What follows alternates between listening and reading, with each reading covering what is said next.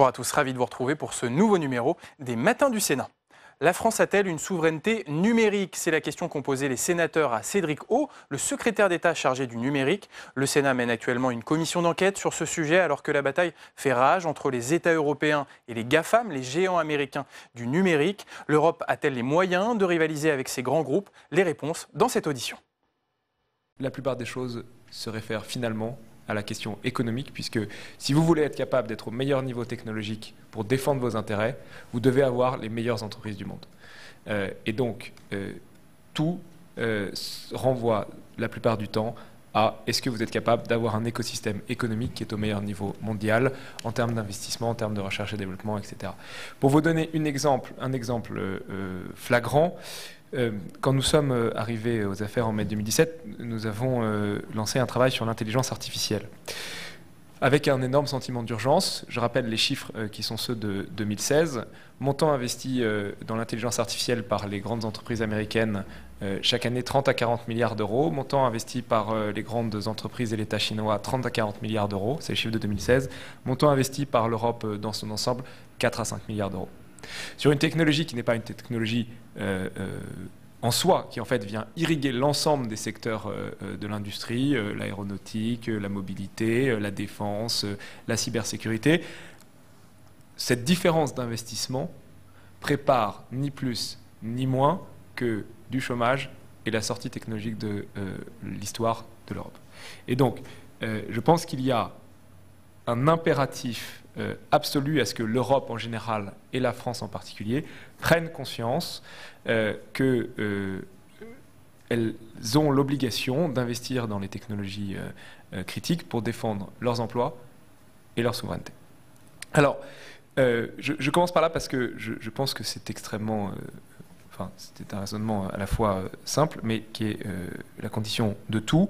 Et je veux commencer par cette approche offensive, qui est que nous devons faire émerger des champions, parce que je pense qu'une tactique ou une stratégie qui se concentrerait sur une approche défensive, de régulation, de législation, ce qu'on voit dans le numérique, c'est que nous sommes toujours dépassés par les usages.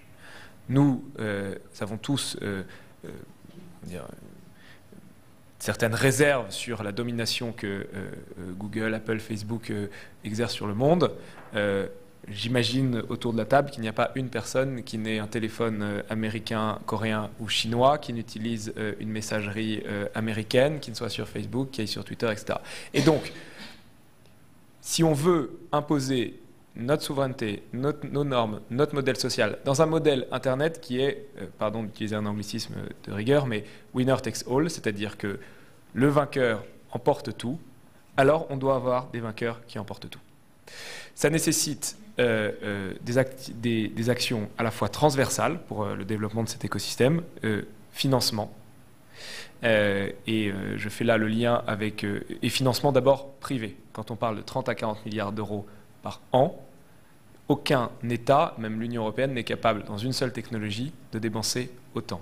Et donc, si vous voulez avoir du financement privé, il faut augmenter la part du capital disponible qui va vers les entreprises. C'est le sujet du prélèvement forfaitaire unique et du recentrage de l'ISF. Et il faut attirer les investisseurs privés, notamment étrangers. On y reviendra si vous voulez. Donc premier sujet, un sujet de financement horizontal. Un deuxième sujet de formation. Aujourd'hui, l'écosystème français, si on se concentre sur les startups et la technologie, juste pour vous donner une idée, pour aller au-delà de la souveraineté, le numérique aux États-Unis dans les dernières années, c'est entre un tiers et la moitié des emplois nets créés. Ça donne une idée de l'ampleur de l'enjeu. Or, aujourd'hui, en France et en Europe, on n'est pas du tout à ce niveau-là. Donc si on veut également, pas que sur des sujets souverains, mais également sur des sujets d'emploi, préparer les emplois à tous les niveaux de qualification, parce qu'on parle d'emploi à tous les niveaux de qualification, alors on doit accélérer sur le sujet numérique. On accélère déjà très fortement. 2,8 milliards investis dans les startups françaises il y a 2 ans, 3,5 milliards l'année dernière, 5 milliards cette année. Et si on prend un indicateur plus qualitatif en nombre de licornes, par exemple, c'est-à-dire les entreprises valorisées plus de 1 milliard d'euros, il y a quelques débats sur les chiffres, mais nous en avions 3 quand Emmanuel Macron est arrivé au pouvoir. Nous en avons 9 aujourd'hui, dont 5, je crois, ou 4 dans les 4 derniers mois. Donc on assiste à une accélération de cet écosystème des startups. On ne doit pas se contenter des startups. Le sujet des grands, il faut que ce soit un ensemble d'écosystèmes, donc grands groupes, ETI, PME. En tout cas, la technologie est absolument importante. Et si vous regardez le premier sujet qui limite l'expansion de cet écosystème en France et en Europe, c'est le sujet de la formation. Aujourd'hui, il y a 80 000 postes qui ne sont pas fournis en France dans le domaine du numérique, qui ne sont pas des postes pénibles et qui sont à tous les niveaux de formation. On estime que ce sera 200 000 en 2022 et le chiffre de 900 000 postes ouverts en Europe en 2022 tourne dans les milieux un peu renseignés. Donc on se rend compte qu'on a un autre sujet transversal au-delà du financement qui est le sujet de la formation. Et puis vous avez une approche plus verticale, si je puis me permettre. Vous avez cité un certain nombre de technologies. L'Europe et la France ne peuvent pas se permettre d'être absents d'un certain nombre de technologies critiques. Vous avez dit intelligence artificielle, calcul quantique, semi-conducteurs, blockchain, etc., etc. On pourra y revenir. Mais en tout cas, il faut être capable de mettre les bonnes masses d'investissement et le bon effort public et privé sur un certain nombre de technologies, faute de quoi nous laisserons les clés de notre avenir économique et souverain aux mains des Américains et des Chinois. C'est ce que nous avons commencé à faire en tant que gouvernement avec une stratégie spécifiquement sur l'intelligence artificielle suite au rapport de Cédric Villani. Il y a actuellement une mission en cours avec une parlementaire, un chef d'entreprise et un chercheur sur le calcul quantique. C'est ce que nous faisons en France. Il faut le pousser encore plus fort au niveau européen où je pense qu'il y a une prise de conscience actuellement dans le cadre du programme de travail de la prochaine commission, mais qui reste à continuer et à consolider. En tout cas, la première clé de notre souveraineté, ce n'est pas la défense, c'est l'attaque. C'est la capacité à se dire que c'est une priorité nationale. Je cite un autre chiffre qui donne l'ampleur du sujet. La France dépense 2,25% de son PIB en recherche et développement.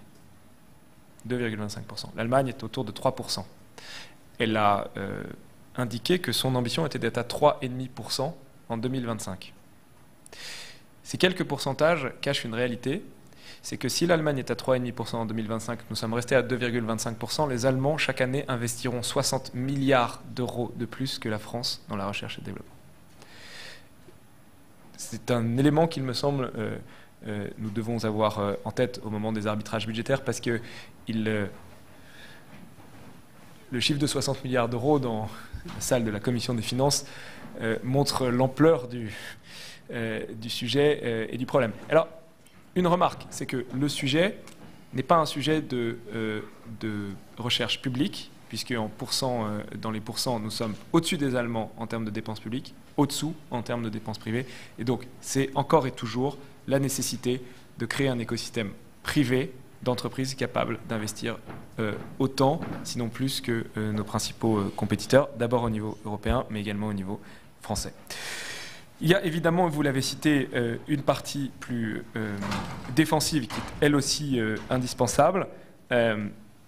Pour le dire en quelques mots, et puis j'imagine que vous souhaiterez qu'on rentre dans les détails, il y a toujours eu des compétitions technologiques ou des affrontements technologiques entre les grands blocs. Ce qui change aujourd'hui, c'est que nous voyons émerger des acteurs d'une taille absolument inconnue. Et le problème n'est pas tant la taille que la manière dont ils fonctionnent, puisqu'ils sont, pour ainsi dire, systémiques. Certains des acteurs qui sont communément appelés GAFA, même si en fait la réalité des problèmes posés par ces acteurs est très différente, ont atteint aujourd'hui une taille qui en fait une taille et des effets de réseau, notamment autour de la question des données, qui en fait des acteurs de base ou des briques de base de pans entiers de fonctionnement de la société, peut-être pas, en tout cas de l'économie. Je rappelle que Facebook, c'est 2,4 milliards d'utilisateurs, 40 millions de Français, qui posent des problèmes économiques, juridiques, puisque ce sont des acteurs établis aux États-Unis et qu'à chaque fois que vous voulez prendre une législation, et la proposition de loi de la députée Laetitia Avia arrivera en septembre au Sénat, vous vous retrouvez dans des complexités administratives qui vous lient les mains, absolument problématiques en termes de conventions avec les États-Unis, etc., etc., mais également technologiques. Aujourd'hui, une bonne partie du quotidien des Français est régie par des algorithmes. Si nous voulons jouer essentiellement notre rôle d'État, c'est-à-dire d'être capable d'assurer aux Français qu'ils sont que leurs données et la manière dont ils sont traités, entre guillemets, est à la fois légale et juste, alors l'État a l'obligation d'être au bon niveau technologique pour comprendre, tester, décoder, voire infirmer le fonctionnement des algorithmes. Et c'est particulièrement vrai dans l'intelligence artificielle, mais ça va devenir de plus en plus généralisé.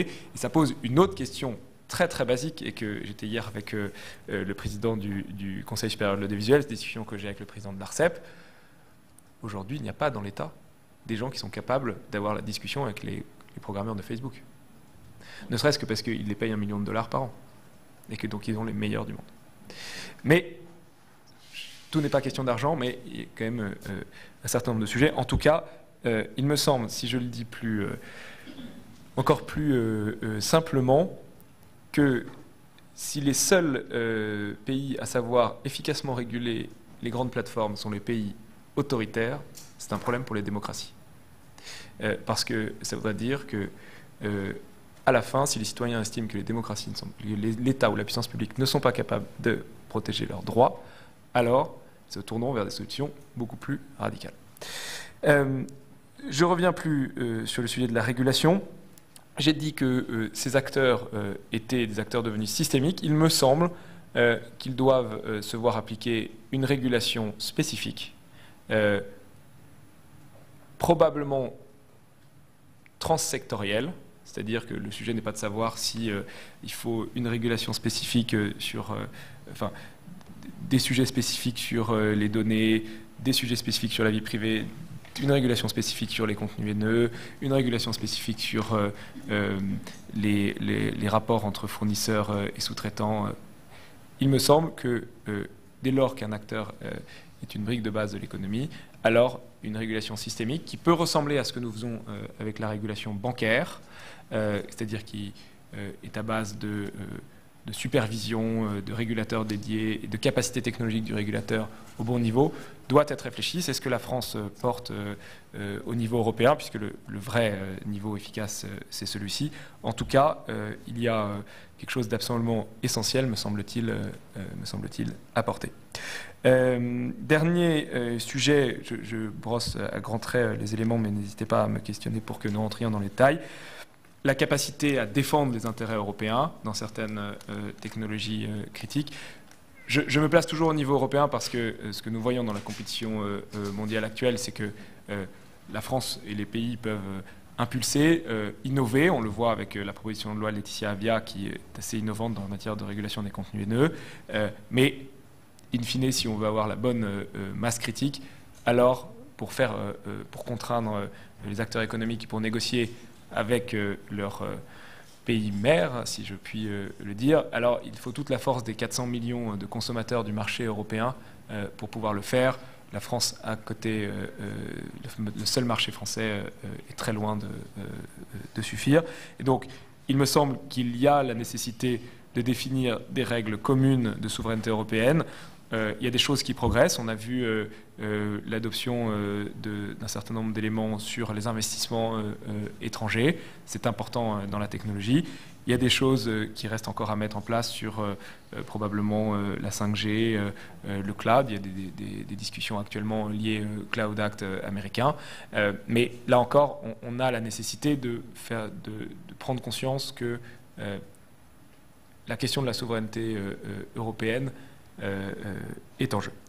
Et donc, il y a toute une partie défensive qui est absolument indispensable pour venir compléter la partie offensive. Mais encore une fois, je pense que la partie offensive est la seule qui nous garantira notre souveraineté à long terme. Un dernier élément qui est très latéral à travers ce que je vous ai cité, qui me semble absolument important, qui est le sujet de l'identité numérique. Je me permets de le citer à cet instant, puisqu'il n'y a rien de plus régalien ni souverain que l'identité. Et c'est un bon exemple du défi qui est posé à l'État, à savoir que, je l'ai dit, tout est toujours dépassé par les usages dans le numérique.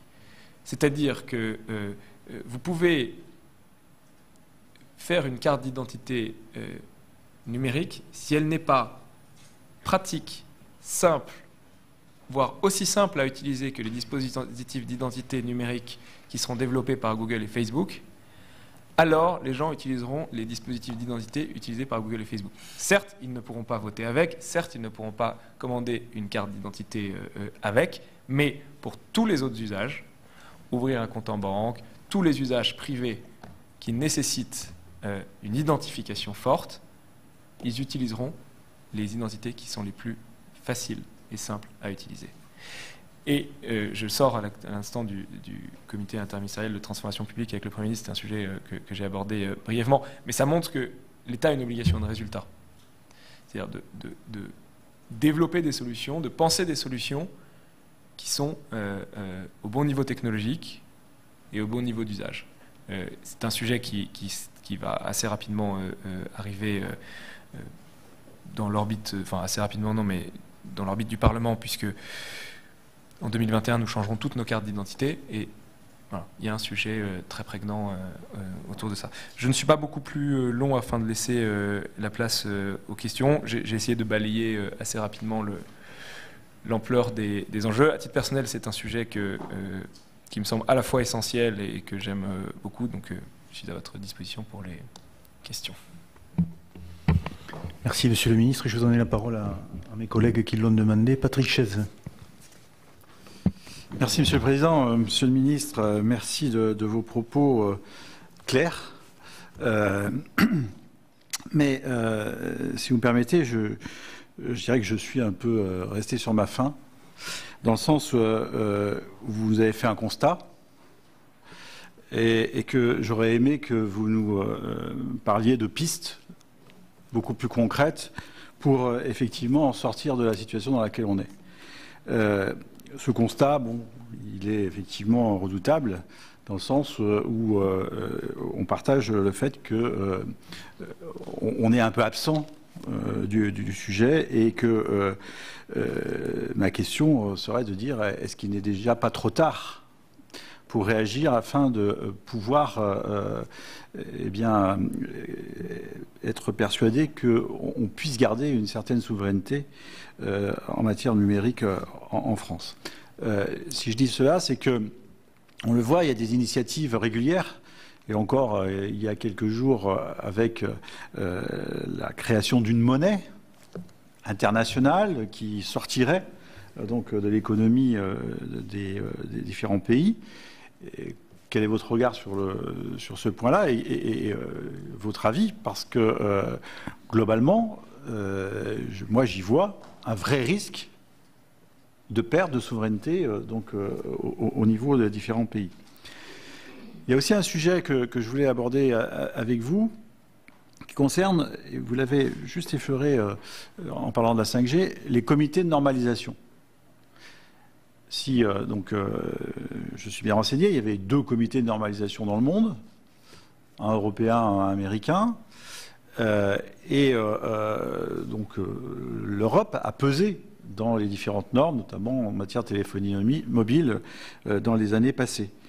Au jour d'aujourd'hui, dans ces comités de normalisation, pourtant encore présents, encore une fois en Europe, il n'y a pratiquement plus un Européen qui y siège. Et là, on peut se poser vraiment la question de savoir comment on pourrait faire en sorte qu'on redonne l'envie aux chercheurs français et européens de participer à ces comités de normalisation qui sont quelque part le point de départ de toutes les nouvelles technologies. Vous avez évoqué un niveau européen nécessaire pour pouvoir discuter de ces sujets. Alors, je partage le fait que pour pouvoir être fort, il faut être uni, et il faut avoir un potentiel certain. Maintenant, quelle est la structure à laquelle vous pensez pour pouvoir porter ce sujet-là au niveau européen? Est-ce que vous considérez qu'aujourd'hui, on est prêt? Est-ce que cette structure peut avoir donc une pertinence, ou est-ce qu'il ne faut pas réfléchir à donc peut-être avancer dans ce domaine-là? Enfin, je finirai par une touche peut-être un peu plus optimiste pour la France, parce que qui dit numérique dit aussi infrastructure. Dans le domaine des infrastructures, et c'est pas Antoine Darotte qui va me contredire, la France a fait des choix donc ambitieux, courageux, qui devraient la mettre dans une position donc assez bonne par rapport à ses voisins européens et mondiaux. Est-ce que nous ne pouvons pas capitaliser sur ce choix et sur ces infrastructures pour essayer de nous sortir de la situation dans laquelle nous sommes? Je vous remercie. Il y avait beaucoup de questions, donc je vais vous laisser la parole. On passera ensuite à mes collègues. Non, mais il n'y a pas de souci, aucun souci. Monsieur le ministre.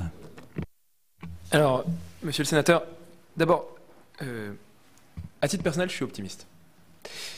Je suis optimiste pour une bonne raison.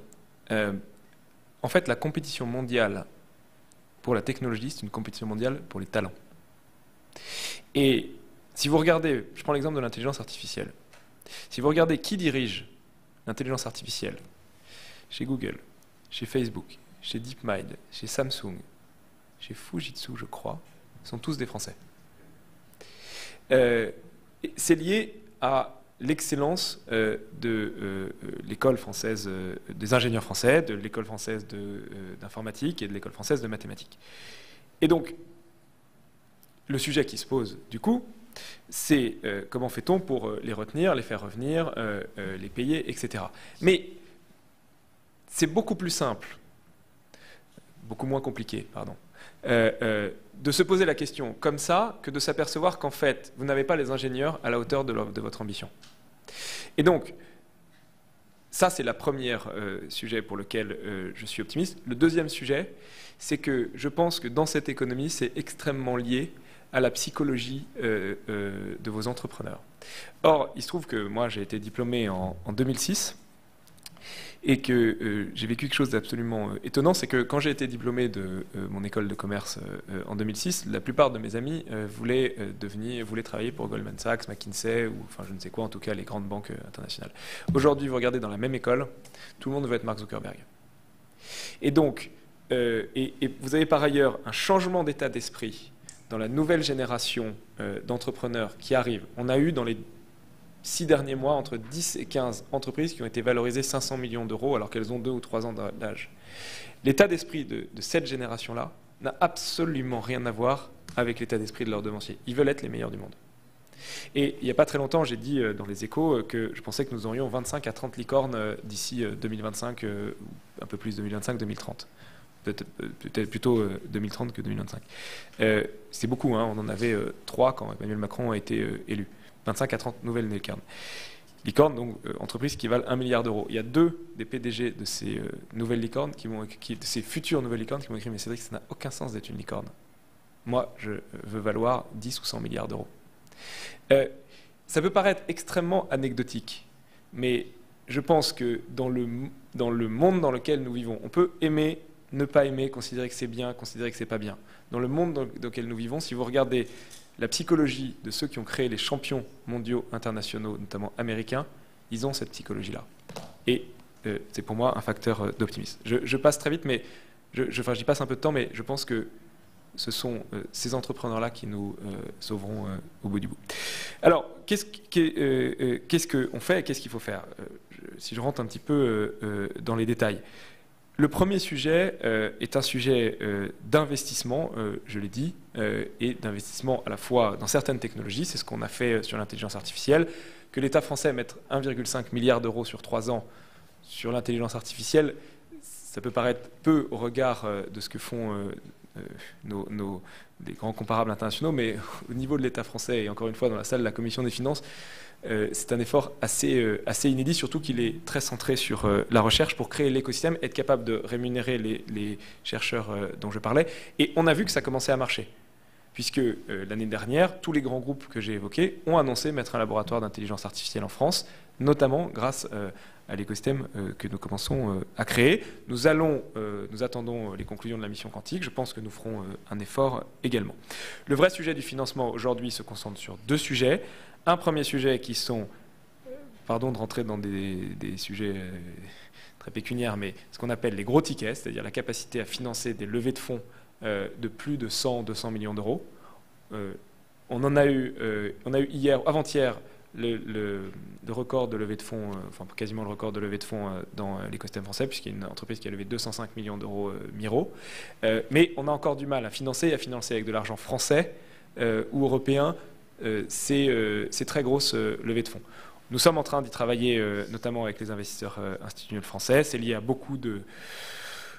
Je rentrerai dans beaucoup de techniques, mais à la structure du financement de l'économie européenne et française. Il faut qu'il y ait plus d'argent qui aille vers les entreprises, plus d'argent qui aille vers les technologies. On pense qu'on peut déplacer à législation constante plusieurs milliards d'euros.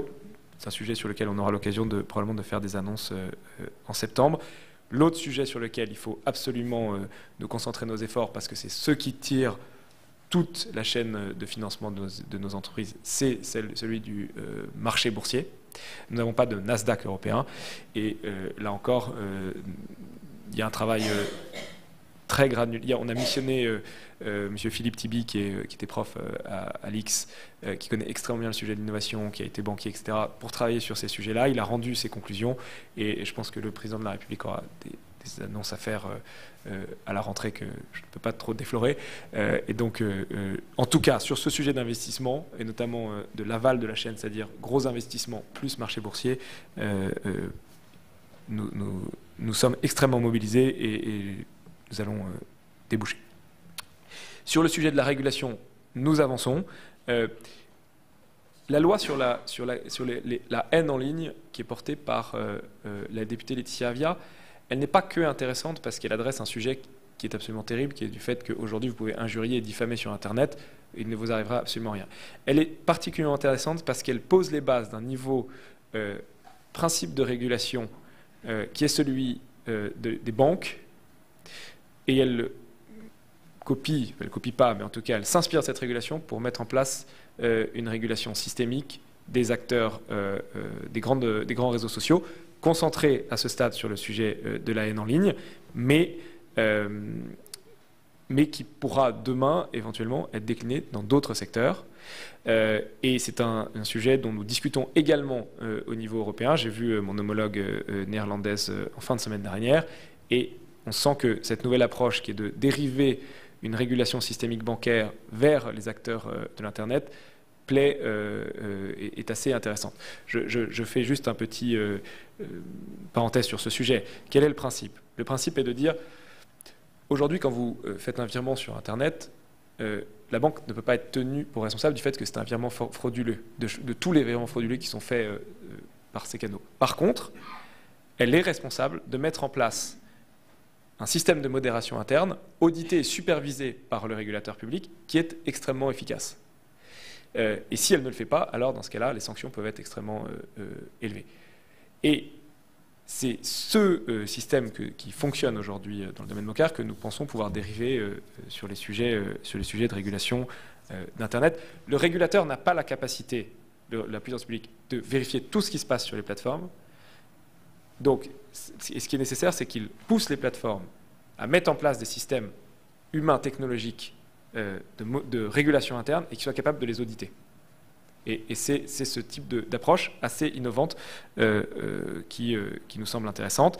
Il y a un travail qui va être rendu public dans les jours qui viennent de Marianne Frison-Roche, qui est professeure de droit à Sciences Po, sur cette approche de la supervision, qui est autrement appelée avec le beau nom français de compliance, qui va être rendu public. En tout cas, c'est un sujet que nous souhaitons pousser. Donc, à la fois sur le sujet offensif et le sujet défensif, les étapes, enfin l'horizon est assez clair, les étapes le sont également.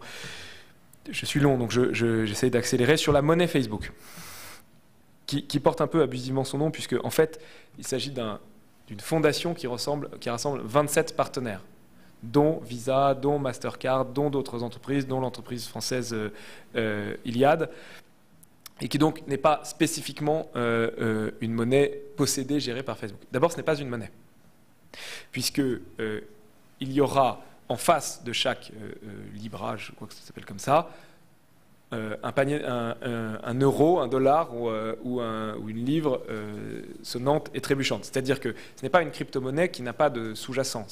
Voilà. C'est-à-dire que vous avez une somme d'argent, un panier de monnaie, qui correspond à cette espèce de monnaie en ligne que vous avez via les différents partenaires que je cite. Donc, en fait, il n'y a pas de dépossession de la souveraineté monétaire. En tout cas, dans la manière dont le projet a été présenté, il a été présenté à un certain nombre de banquiers centraux et le sujet est regardé d'assez près. Je fais un parallèle.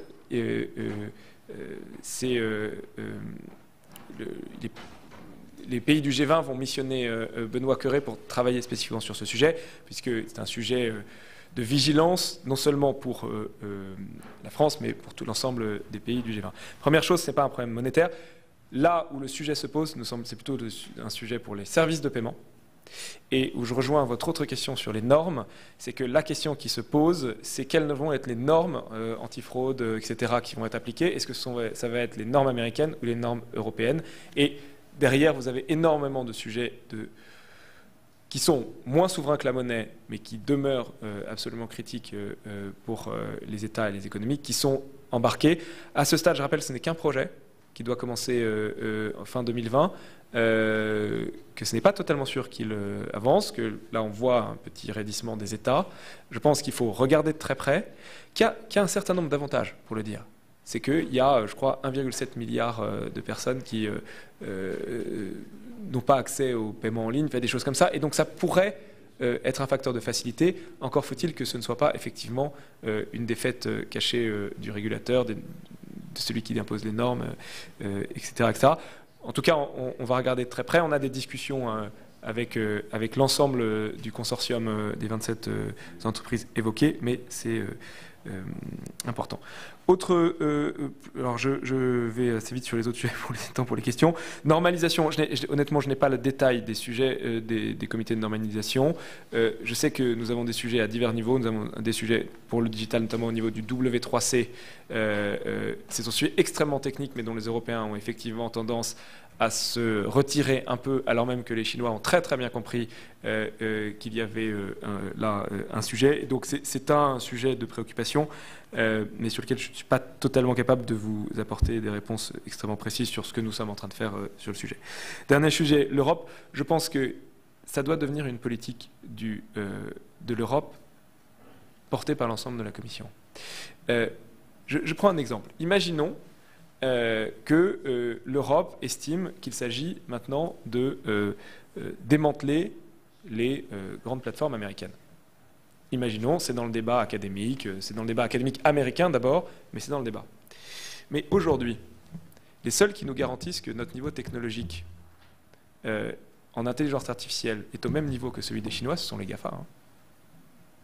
Parce que je l'ai dit au début, 30 à 40 milliards d'euros pour les GAFA, 30 à 40 milliards d'euros du côté des Chinois.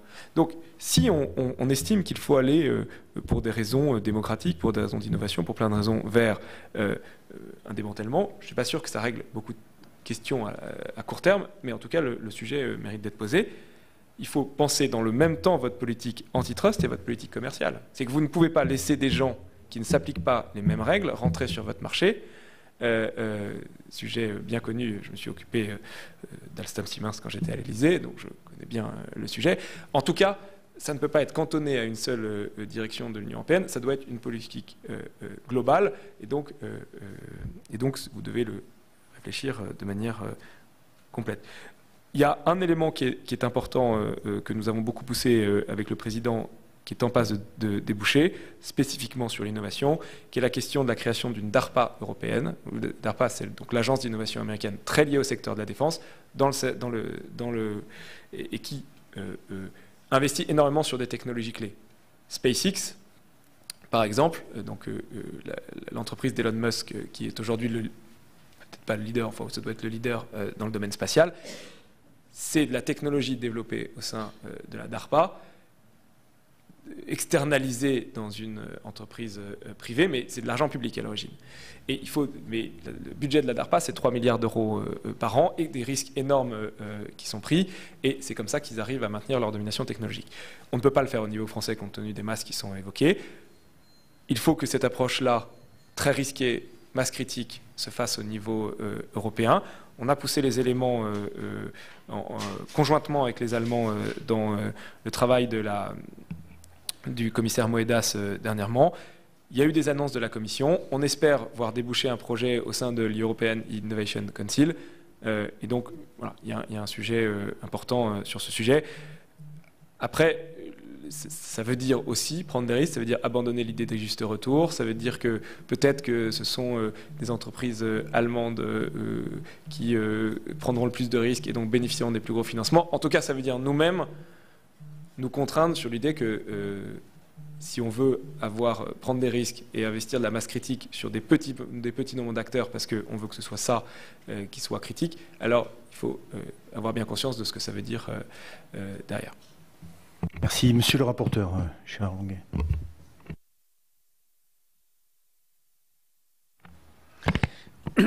Oui, merci Monsieur le Président. C'est l'instant de me donner la parole. Je voudrais présenter au ministre, Monsieur Haut, mes excuses les plus sincères pour l'arrivée tardive, en raison d'engagements antérieurs.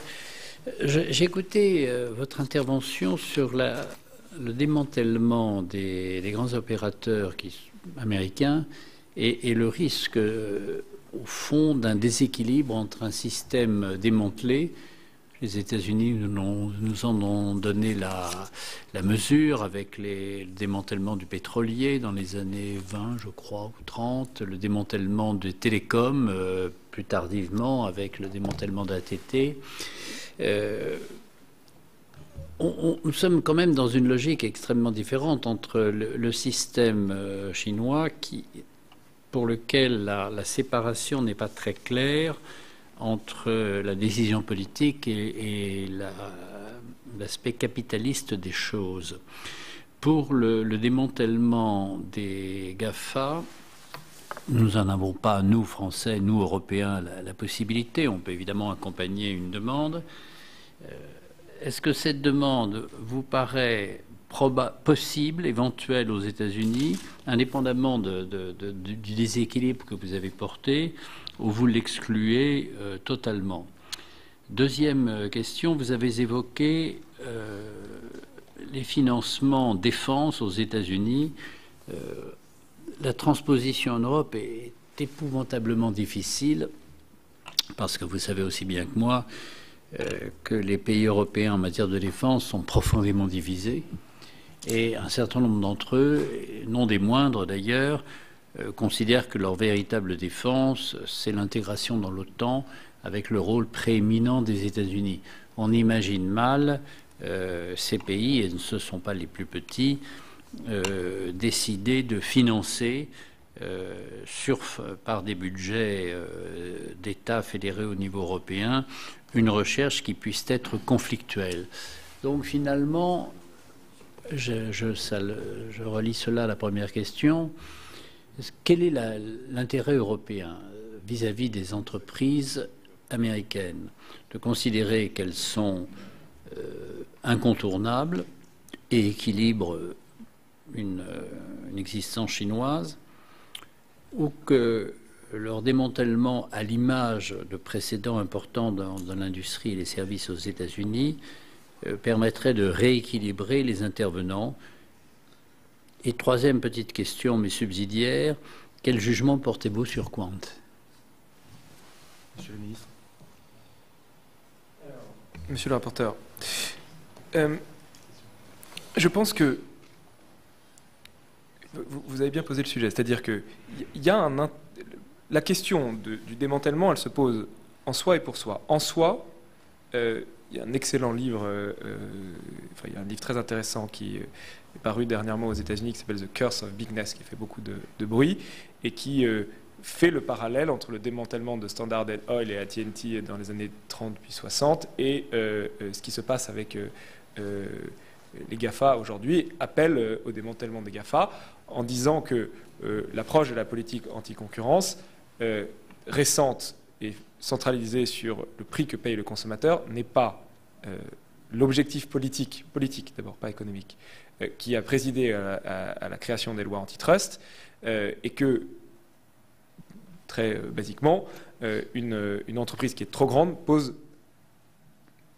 par essence des problèmes démocratiques, des problèmes économiques, etc. Mais je pense que... et ce qu'on voit, c'est que le sujet progresse au niveau américain, à l'intérieur des États-Unis. Dans les candidats démocrates, il me semble que Elizabeth Warren, par exemple, a pris des positions extrêmement dures sur le démantèlement des grands... Voilà. D'un point de vue européen, quelque part, j'ai dit à l'Assemblée nationale que... non, c'était à l'OCDE peut-être, enfin je ne sais plus. Je crois assez peu au fait que les Européens seront en position, dussent-ils penser que ce serait utile pour la démocratie et l'innovation, d'imposer ces éléments-là. J'ai utilisé le terme d'excessivement agressif, non pas en soi, c'est que je pense que c'est excessivement agressif pour les plateformes et que donc les États-Unis ne nous laisseront pas faire. Je le dis vraiment aussi clairement que je le pense. Les États-Unis ne laisseront pas les Européens démanteler leurs plateformes. C'est une affaire américaine. Et donc, indépendamment de ce qu'on peut en penser, si c'est bien ou pas. Et donc, ce sera d'abord une affaire américaine. Je ne dis pas que la Commission ne s'en saisira pas, etc. C'est pour ça que j'ai dit deux choses. D'abord, je pense que, au-delà du démantèlement, la question de la régulation se pose de manière plus urgente. Si vous divisez Facebook en 10, il reste 240 millions d'utilisateurs dans chaque Facebook. Vous n'avez pas commencé à régler les problèmes de vie privée, de haine en ligne, etc. Donc la question de la régulation est encore plus importante. Et la deuxième chose, c'est que même pour l'Europe, la question antitrust se pose dans le même temps que la politique commerciale. Parce que, je prends un autre exemple. Dans un certain nombre de secteurs d'intelligence artificielle, les entreprises chinoises, parce qu'elles ne respectent pas les mêmes règles, d'ailleurs parfois les mêmes règles en termes de valeurs démocratiques, seront plus fortes que les entreprises chinoises et les entreprises américaines et les entreprises européennes. Devons-nous laisser rentrer de telles entreprises sur notre marché? C'est pour ça que je dis qu'il faut réfléchir de manière transversale. Pour avoir vécu Alstom Siemens quand j'étais à l'Élysée, je vois tout le problème d'avoir une approche qui oublie une partie du problème, en se disant, il y a un problème, c'est que des acteurs trop gros sont problématiques. Certes, c'est vrai, mais selon la largeur de la focale, vous ne percevez pas la taille de l'acteur et les problèmes qu'il pose de la même des manières. Sur les sujets de défense, je pense que les Européens, c'est ce que je disais, c'est-à-dire que si on crée une agence de l'innovation, ça ne sera pas sur les sujets de défense. Il y a des sujets contigus, et d'ailleurs la DARPA investit dans énormément d'entreprises qui ont des technologies civiles, y compris européennes. Vous prenez une entreprise qui s'appelle Prophétie, qui fait des systèmes de caméras, qui est une très très belle entreprise française, qui fait des systèmes de caméras inspirés de l'œil. Ils ont eu des financements d'ARPA. Ils ne font pas du tout de la défense. Mais il y a des contiguïtés. Et ce que j'ai dit au début, c'est que je pense que le sujet de la souveraineté, y compris dans la défense, c'est d'abord un sujet économique. C'est que vous devez avoir des acteurs suffisamment puissants pour faire la meilleure recherche du monde. Sur Quant, je crois que vous l'avez reçu. Quant, j'aime beaucoup ce qu'ils font. C'est une vraie réussite. À la part de marché très limitée, mais c'est une vraie réussite. C'est en France et en Europe le seul qui grignote quelques pourcents de part de marché à Google. Ils sont en France largement devant Bing, qui est le moteur de recherche d'Internet Explorer. Donc, nous faisons ce que nous pouvons pour les aider à se développer. J'ai annoncé quand j'étais à Vivatech que nous allions les installer par défaut au sein de l'administration française, parce qu'ils remplissaient un certain nombre de critères et qu'ils étaient les seuls qui pouvaient garantir le stockage des données, la vie privée, etc. Et donc c'est pour ça que nous allions les recommander leur installation par défaut. Après, honnêtement, ils ne seront jamais un compétiteur. Enfin, Éric Léandri le dit lui-même. Il dit le marché de la publicité en ligne en Europe, c'est 30 à 40 milliards d'euros. Si j'ai 10%, ça me rapportera 3 milliards d'euros. Je ne pense pas que ce sera, au moins à court terme, un élément de souveraineté. Enfin, en tout cas, ça peut être un élément de souveraineté pris par l'utilisateur qui, du coup, ne donne pas, fait le choix de ne pas donner ses données aux grands GAFA. Mais en tout cas, en termes d'empreinte de cette entreprise contre les grands Américains, à court terme, ce n'est pas un compétiteur au même niveau, ni même au 10e du niveau de Google. Question qui me vient à l'esprit, si Monsieur le Président m'autorise. Est-ce qu'il y a au gouvernement une réflexion sur gestion des données et consommation d'énergie? Parce que nous avons une PPE, enfin en tous les cas un projet de PPE tel qu'il circule, qui manifestement ne prend pas en compte ce que peut représenter la consommation énergétique liée à la gestion des données au sens large dans le monde, en Europe et en France. Est-ce que ce sujet fait l'objet d'un rapprochement des points de vue? Alors, le sujet, c'est que je ne veux pas dire de bêtises, hein, mais instinctivement, je dirais que la plus grande partie de la consommation d'énergie liée aux données des Français ne se fait pas en France. Puisqu'à mon avis, elle doit être hébergée dans des grands serveurs. Certes, mais c'est justement l'un des sujets. Ouais. Et le sujet de l'hébergement... Vous avez raison, factuellement, vous avez totalement raison. Et le sujet de mais si on défend l'idée d'un cloud protégé ou d'un hébergement amical, on imagine qu'il se fasse en France en partie. Oui. Alors, oui, le sujet du cloud souverain... Ouais. Le sujet du cloud souverain est un sujet extrêmement important. Disons que la consommation d'énergie du numérique, en règle générale, est un sujet de préoccupation. Par exemple, dans la blockchain, on a missionné INRIA, l'IMT, etc. Et on leur a dit, il y a une des parties du sujet technologique, c'est celui-ci. Sur les données, on n'a pas lié le sujet PPE au sujet données. À titre personnel, je pense qu'à court terme, il faut que le premier sujet est un sujet de sécurisation, de capacité à développer un cloud le plus souverain possible, même si ce terme a parfois de funeste mémoire. Mais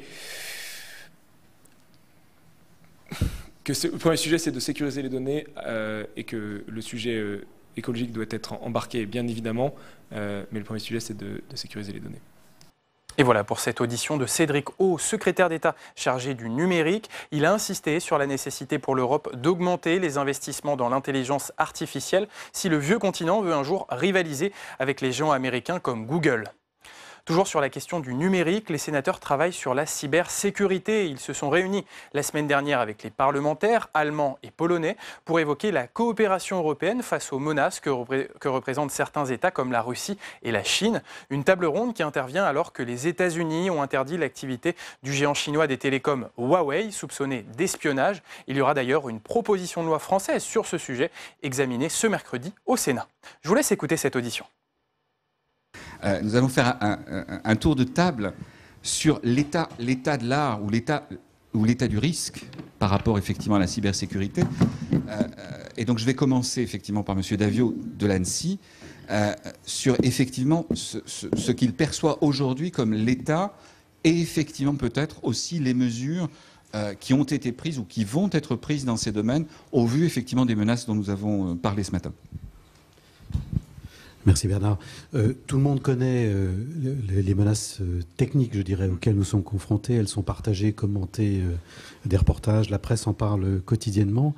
Je voudrais, moi, évoquer une menace encore plus dangereuse, j'estime, mais qui est de nature politique et donc qui correspond bien à l'Assemblée qui nous réunit ce matin et qui est commune aux pays qui sont ici représentés. Hannah Arendt et je précise que je m'exprime à titre personnel, ce qui me donne une plus grande liberté de parole. Je n'engage pas l'ANSSI dans ce que je dis. Hannah Arendt a écrit « C'est dans le vide de la pensée que s'inscrit le mal ». Et je crois qu'on a un vrai sujet là, dans la pensée concernant l'espace numérique. Il faudrait déjà définir cette notion.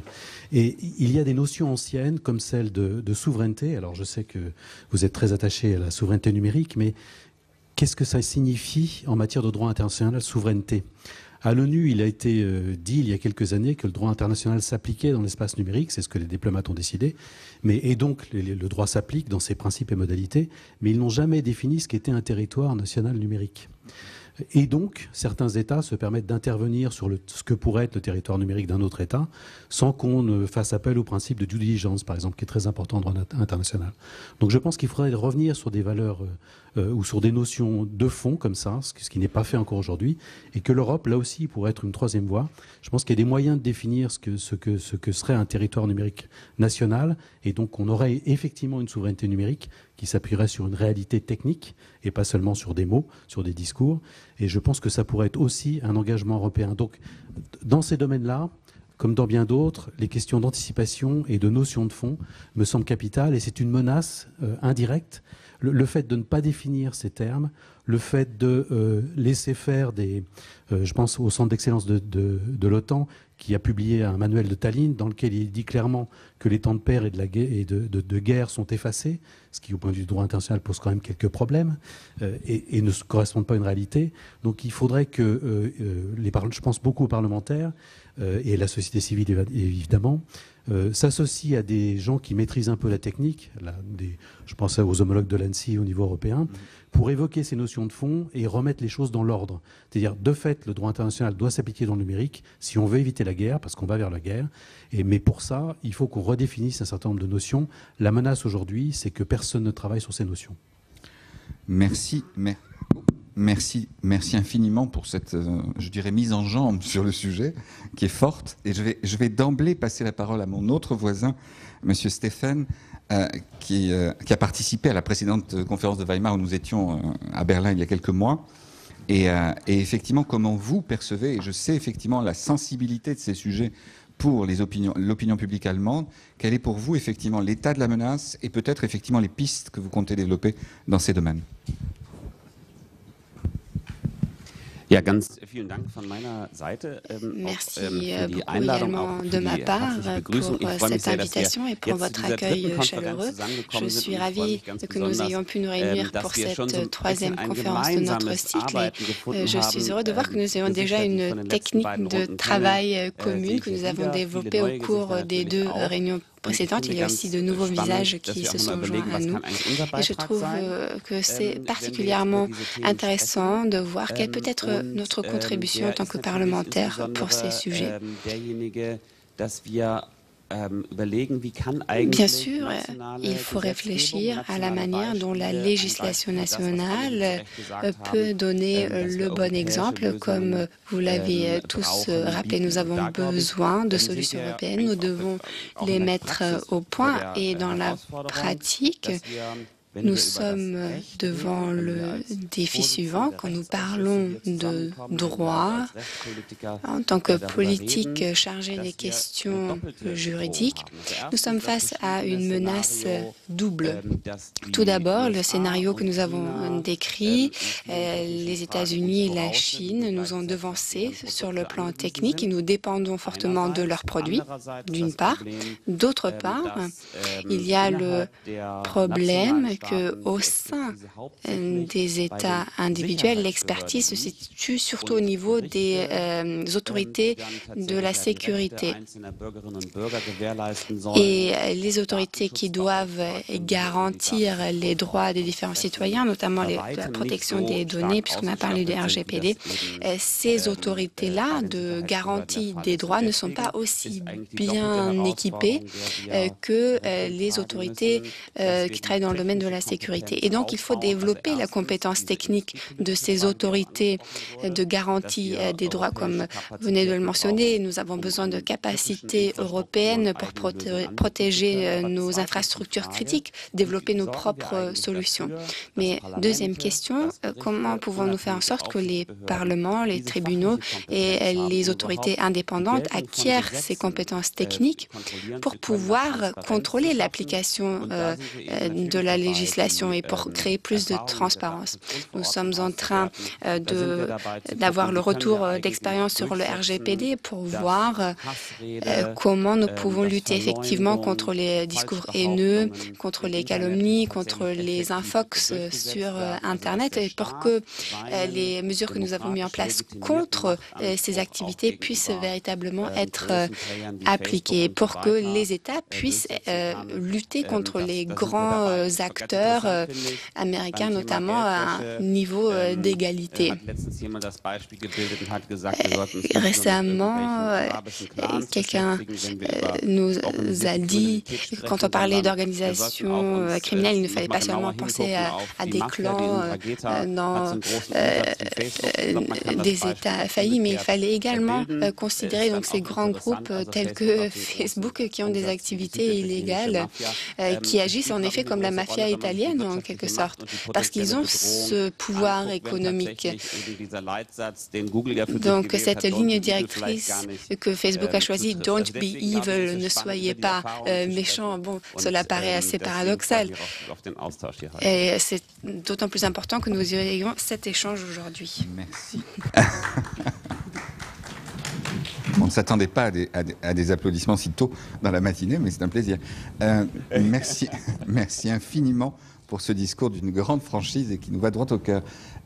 Votre voisin, monsieur, nous allons, après avoir évidemment évoqué la situation française et la situation allemande, peut-être l'angle de vue de nos voisins polonais, avec monsieur Mikołajczyk, en espérant que je ne déforme pas trop son nom, en vous remerciant par avance.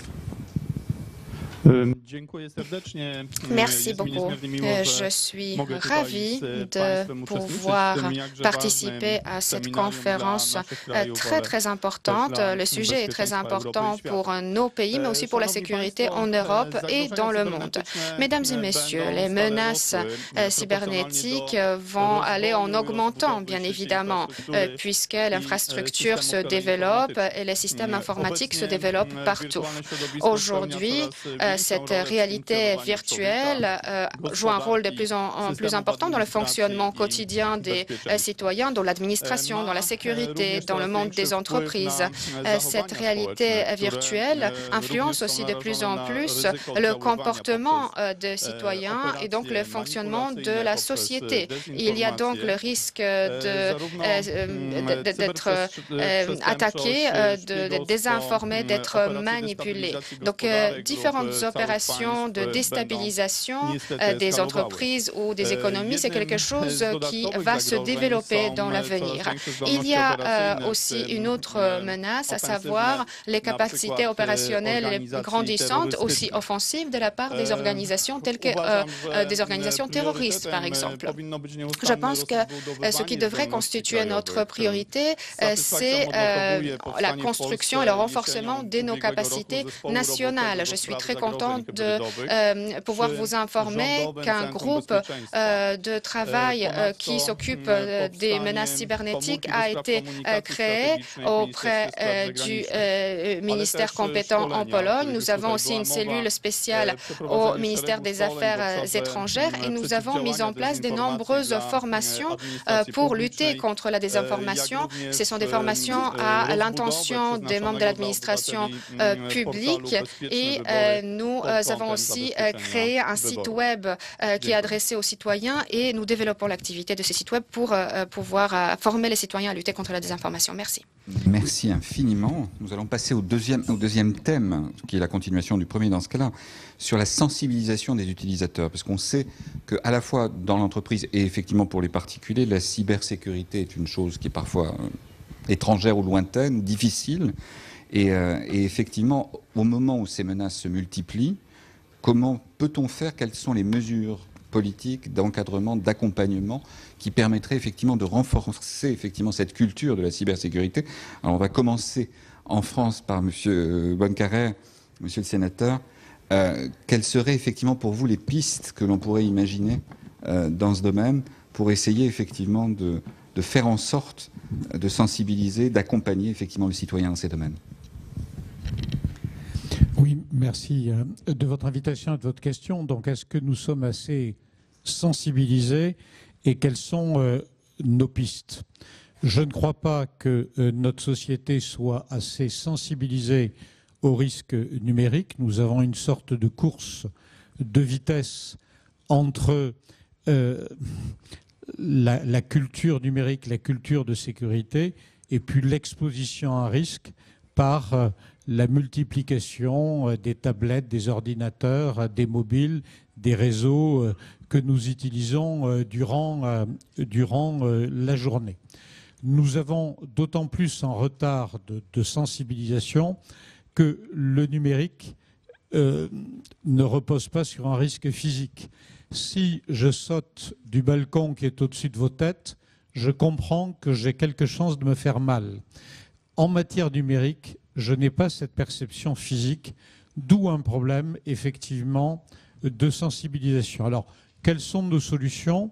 Sur le plan français, nous avons une approche très juridique, très législative.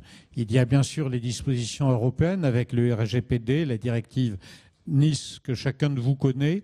Nous avons développé en France tout un outil législatif avec l'ANSSI, avec nos opérateurs dits d'intérêt vital, et nous avons, en bref, imposé des obligations. Imposer des obligations est nécessaire, mais pas suffisant. Et donc, au-delà de cet aspect législatif, il nous reste à gagner le combat de la culture numérique. Et c'est très clairement un effet de génération. Nous commençons à avoir des éléments, par exemple l'examen principal en France qui permet d'accéder à l'université que nous appelons le baccalauréat. Nous aurons, à partir de l'année prochaine, une option numérique pour passer cet examen.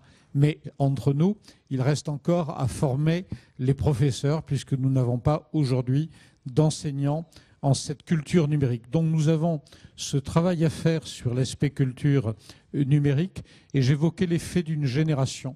C'est quelque chose qui commence très tôt. Si je demande à mon petit-fils qui a 8 ans s'il sait utiliser un ordinateur ou un mobile, la réponse est oui, je n'ai pas besoin de le demander, il me prend mon ordinateur ou ma tablette ou mon mobile. Par contre, à 8 ans, il n'a pas de culture de la notion de sécurité. Et pour moi, la difficulté, c'est de faire progresser parallèlement la connaissance technique, la culture technique et en même temps la culture de la sécurité. Il nous y faudra du temps et c'est bien sûr une action au continu. Merci infiniment, Monsieur le Sénateur. Nous allons passer effectivement là encore à nos voisins allemands, Madame Kaldreuner. Et effectivement, sur cette notion, est-ce qu'il y a des nouveaux axes ou des nouvelles mesures que vous envisagez effectivement pour renforcer à la fois du côté de l'utilisateur et peut-être effectivement globalement à l'échelle du pays la sensibilité aux questions de cybersécurité?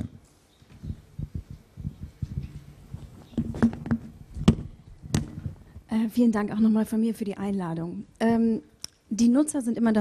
Merci beaucoup également de l'invitation. Ce sont toujours les utilisateurs le maillon faible, donc il ne faut pas remettre sur leur dos toute la responsabilité. C'est quasiment impossible de savoir où se situent nos propres données et de comprendre ce que l'on fait de nos données.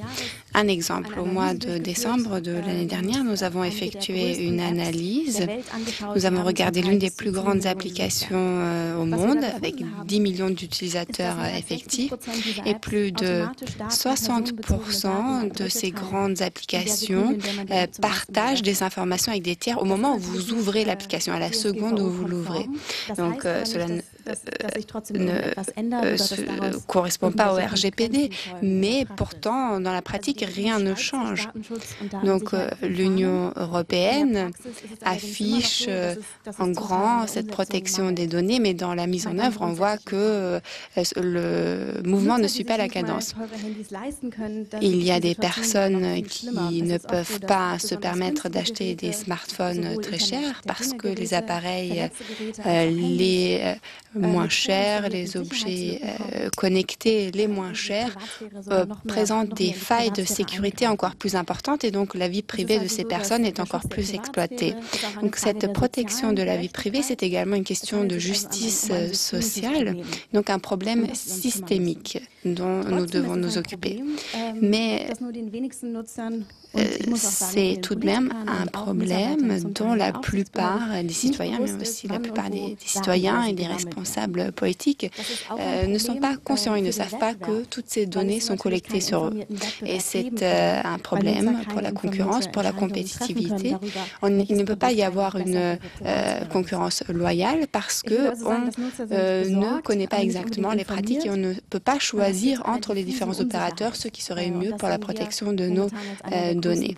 Donc pour nous, c'est les problématiques majeures que nous pouvons identifier actuellement. Merci. Je vais passer la parole à M. Cadic, qui effectivement pourrait faire état des travaux qui ont pu être menés en France sur ce sujet, sachant que c'est un sujet abordé depuis longtemps dans les sphères d'experts, mais qui devient maintenant un sujet politique, et l'actualité américaine nous le prouve ces derniers jours, puisqu'il y a eu toute une série d'articles là-dessus et de réponses enflammées du président américain suite aux révélations du New York Times dans ces domaines. Monsieur Cadic. Oui.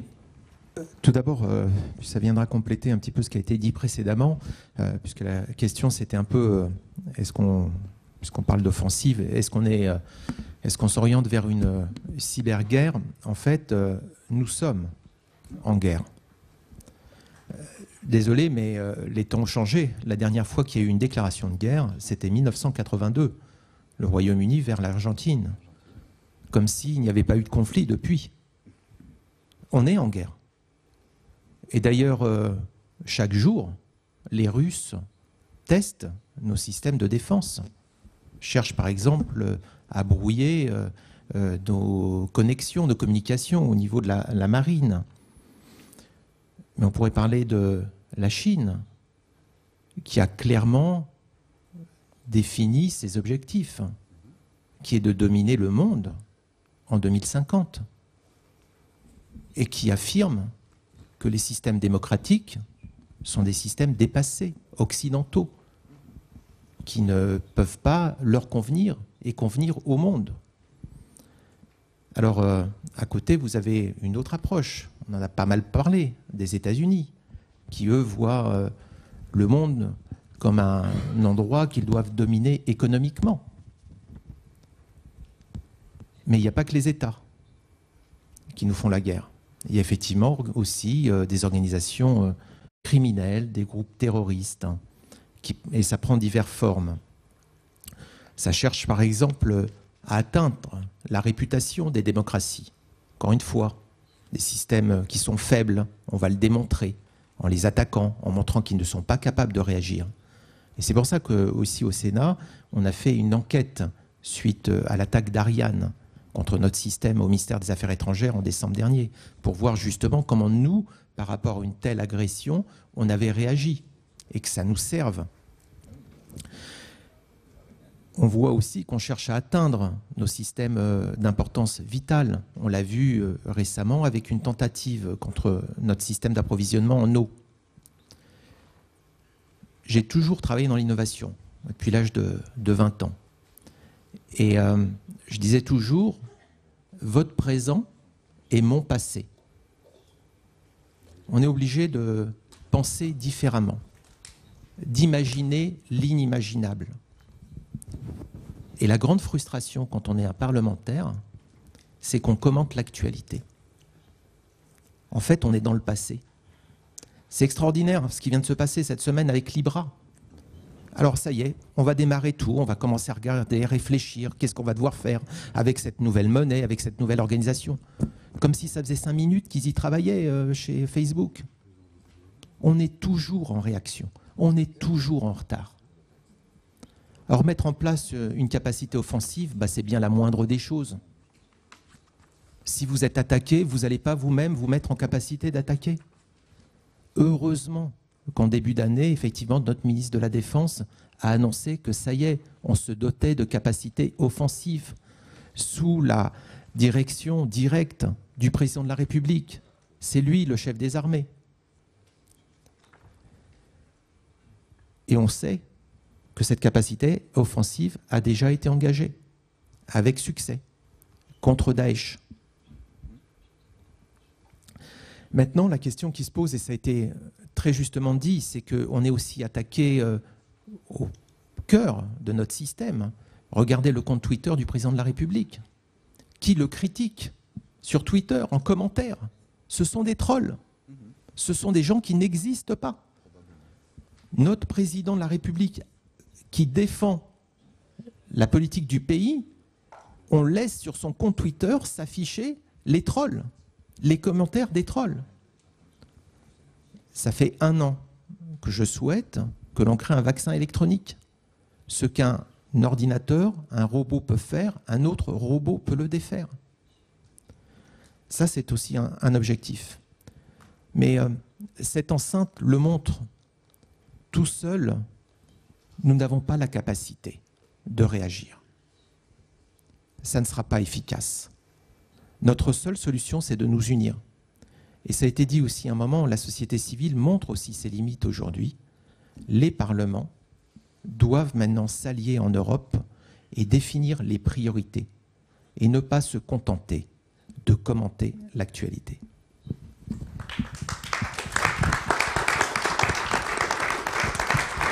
Merci infiniment. Sachant effectivement que c'est un sujet particulièrement sensible dans la période qui vient, je vais demander à mon voisin, M. Stéphane, justement, sachant que désormais on se doit, à la fois pour des raisons de terrorisme, mais aussi effectivement pour d'autres modes de déstabilisation, de parfois passer à l'attaque. Y a-t-il là aussi une doctrine qui se met en place en Allemagne sur ces questions, et quel est votre sentiment par rapport à une doctrine dans ces domaines ?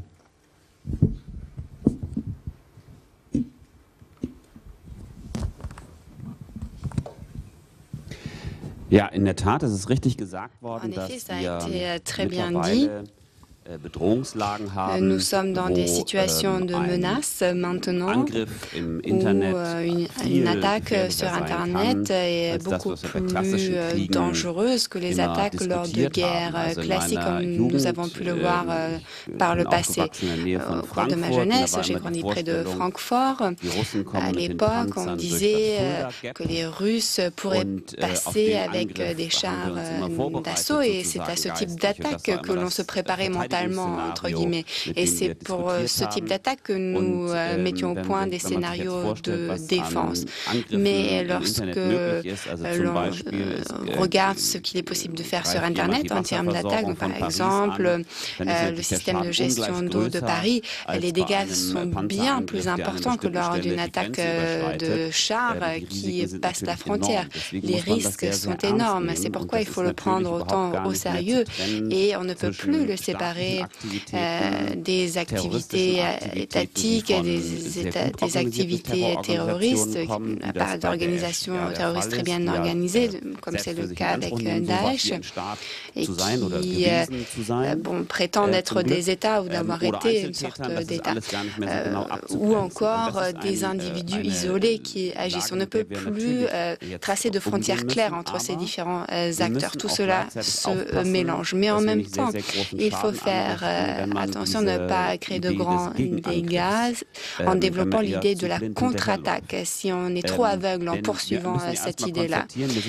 il faut le conceptualiser. Nous sommes en mesure de repousser efficacement la plupart des attaques qui ont lieu au quotidien. Ces attaques ont lieu régulièrement par millions. Par exemple, le réseau de la ville d'Hambourg est régulièrement attaqué. Il y a des tentatives avec des logiciels malveillants qui sont introduits, qui pourraient créer d'autres dégâts s'ils sont activés. Mais s'il y a des attaques ciblées, qu'on passe à une contre-attaque sur des infrastructures critiques d'autres États et que l'on crée également des dégâts, on ne sait même pas si on cible les bonnes personnes. Parfois, on ne sait pas qui sont les auteurs véritables derrière les attaques. Peut-être que ce sont simplement des personnes qui prétendent venir d'un certain État, puisque c'est très facile de faire semblant sur Internet. Donc il faut faire très attention aussi au niveau, cela me rappelle le débat lors de la menace nucléaire, de cette menace mutuelle, et on avait très peur qu'il y ait un malentendu et que cela déclenche une guerre nucléaire, et nous sommes dans une situation similaire. Si nous allons trop loin dans les contre-attaques, eh bien, nous pourrions déclencher un effet domino. Donc il faut avoir ces compétences offensives et défensives robustes, mais dire que nous allons détruire tous les leviers d'action de la Russie, par exemple sur Internet, cela n'est pas possible. Ce serait même très dangereux pour nous. Effectivement, peut-être un mot. Oui, il est évident que le camp d'en face doit sentir une menace lui-même. Si vous êtes tout le temps en situation de réponse, simplement d'esquiver, d'abord un jour vous vous mettez au risque de ne pas avoir réussi à esquiver. Donc vous êtes abattu. Et là c'est trop tard, vous ne réagissez plus. Donc il faut bien effectivement avoir soi-même des capacités de réponse. Maintenant, aujourd'hui, on a décidé, puisqu'on parlait tout à l'heure de Huawei, on a décidé d'accepter que les Chinois puissent investir nos marchés alors qu'il n'y a pas de principe de réciprocité. Pour moi, tout ça, c'est suicidaire pour l'Union européenne. Donc la question, c'est même pas seulement Huawei, c'est Alibaba, c'est toutes leurs infrastructures. Est-ce qu'on accepte d'ouvrir notre marché à la Chine, qui lui-même ne s'est pas ouvert? Voilà. Le problème, ce n'est pas la Chine, c'est le gouvernement chinois, son modèle. Et donc, c'est ça l'enjeu. Nous, on est tout le temps dans la position défensive. À quel moment on décide effectivement de dire « maintenant, c'est fini, et il y a une ligne rouge, elle est là », parce que si on n'accepte pas, si on accepte que les gens en face dépassent la limite, alors il n'y a plus de limite. Monsieur le ministre... Oui, il y a ce qu'on dit et il y a ce qu'on fait. Et les deux sont importants. Sur les capacités offensives, ça ne fait pas un an qu'on les développe. Ce qui a changé par rapport à 10 ans d'engagement français offensif, et croyez-moi, de bon niveau, respecté, sans forcément le crier sur la place publique, c'est qu'on a une doctrine d'emploi. Et ça, c'est ce qu'on dit, et c'est bien aussi. Je me souviens qu'à l'époque, quand j'avais engagé ce travail sur les enjeux de cyberdéfense, on m'avait dit on va vous expliquer comment ça fonctionne, les capacités offensives, mais vous n'en parlerez pas. Alors j'avais dit d'accord, c'était le contexte de l'époque. Et je peux vous dire que c'était du sérieux. Hein. Mais le point de désaccord que j'avais exprimé à l'époque, c'était mais ok, on ne doit pas dire ce qu'on fait, parce que sinon on perd une certaine capacité d'être efficace. Mais on doit avoir une doctrine d'emploi claire, parce que c'est aussi un élément de dissuasion. La différence entre la dissuasion nucléaire et la dissuasion cyber, c'est que la dissuasion nucléaire, elle existe pour qu'on ne s'en serve jamais, alors que la dissuasion en matière cyber, elle n'est crédible que si on s'en sert et que si les adversaires s'en rendent compte. Donc on est passé de faire sans dire à faire en annonçant la couleur, ce qui montre bien qu'il y a eu une augmentation du degré d'intensité, c'est bien. Il y a un point sensible, puisque nous sommes dans le triangle de Weimar, sur lequel on doit pouvoir progresser. Vous savez, c'est un domaine éminemment souverain. Hein. Je prends l'exemple de la France, qui est très engagée sur le plan défense et donc très engagée sur le plan offensif. Mais on peut partager, on peut faire du bilatéral, on en fait avec les Allemands, on en fait avec les Britanniques, mais dès qu'on est plusieurs, je ne parle pas des Polonais qui sont de très bons partenaires, mais dès qu'on est, par exemple, tous les partenaires de l'OTAN ou tous les partenaires de l'Union européenne, on a aussi les maillons faibles. Et à partir de ce moment-là, partager, par exemple, nos capacités offensives, c'est prendre un risque d'être plus facilement attaqué, pénétré. Donc toute la question aujourd'hui, c'est dans notre politique de défense pas seulement militaire, hein, mais de défense également de notre économie, de nos infrastructures, de nos citoyens, de notre modèle de société, c'est de monter en puissance ensemble. C'est ça l'enjeu de la période qui vient, hein, c'est de concilier la souveraineté, qui est la réalité d'aujourd'hui en matière offensive, avec être plus fort ensemble. Merci infiniment. Et justement, puisque vous évoquez la Pologne, je vais demander effectivement quels sont, là encore, les éléments de doctrine qui sont actuellement à l'œuvre en Pologne. Et je sais effectivement que ce sont des sujets particulièrement sensibles pour vous.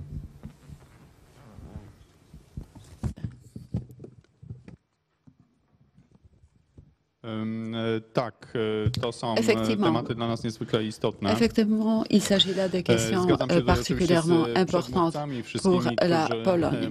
Je suis d'accord avec mes prédécesseurs qui ont souligné la nécessité d'unir les forces et d'agir d'un commun accord de façon déterminée, de façon à délivrer un message commun très fort, à la fois au niveau national et international.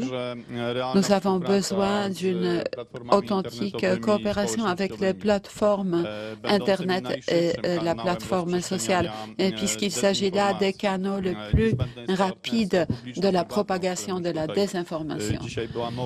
Il est important de nouer des partenariats publics-privés entre l'administration publique et les plateformes de façon à contrecarrer la désinformation et de façon à améliorer la cybersécurité. Merci. Merci infiniment. Nous allons d'emblée, puisque nous sommes malheureusement un peu en retard, donc nous allons aborder la dernière partie de cette table ronde, puisque nous sommes justement dans un climat et dans un contexte européen, quel pourrait être le rôle de l'Union dans le domaine de la cybersécurité? Et effectivement, c'est un sujet d'autant plus sensible qu'effectivement, il y a des différences de doctrine importantes sur le fait de savoir si l'Union doit se doter effectivement de tel ou tel instrument dans ces domaines. Et donc, je vais d'emblée passer la parole à M. Bonnecarrère, s'il le veut bien, et s'il a le micro, pour nous dire quel est son sentiment par rapport effectivement à cette action de l'Union européenne. Alors, quel rôle pour l'Union européenne? Bien sûr, on espère que l'Union européenne pourra assumer complètement ce rôle, tout simplement parce que la menace cyber n'est pas une menace territoriale. Nous sommes dans une logique d'interdépendance, de perméabilité. Donc c'est un risque pour l'ensemble des pays de l'Union européenne. S'il y a bien un sujet qui ne peut pas être traité sur l'aspect national, mais qui doit être traité sur l'aspect européen, c'est à l'évidence le cas.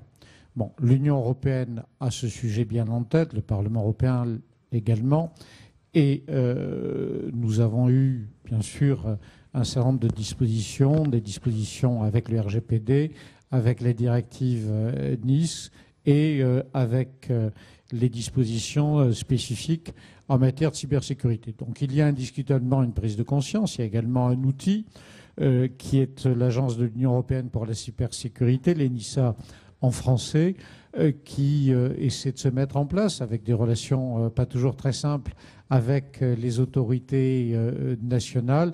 Et puis probablement le rôle de l'Union européenne sera très largement sur l'aspect culturel que j'évoquais tout à l'heure, avec cette prise de conscience collective et avec l'idée de créer dans la société européenne, que ce soit les particuliers, les entreprises ou les institutions, des réflexes de sécurité.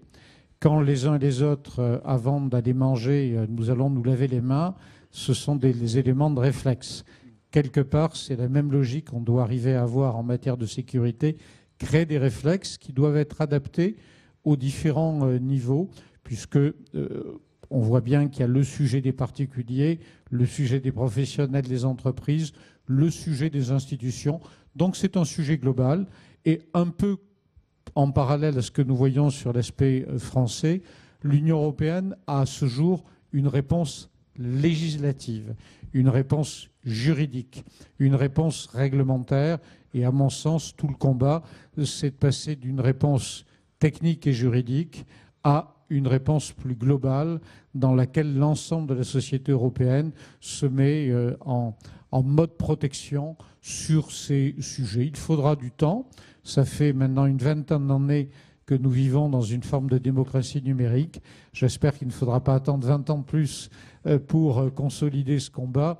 Et je crois que l'idée de l'entretien de ce matin, c'était de montrer qu'Allemands, Polonais et Français ont la même logique de défense globale et donc de travail sur la cybersécurité. Je crois très sincèrement que c'est effectivement le cas.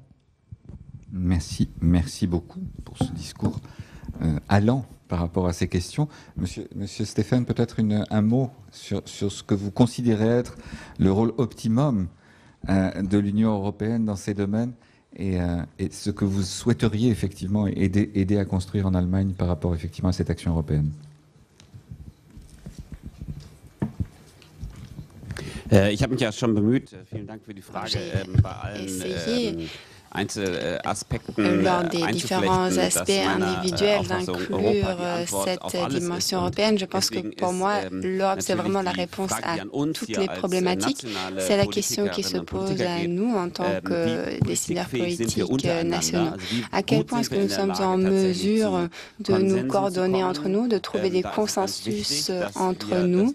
C'est particulièrement important que les divergences qu'il peut y avoir notamment au sein de l'Union européenne, que nous puissions les surmonter, non pas les aggraver. Je pense que c'est la condition préalable pour la résolution de nos problèmes.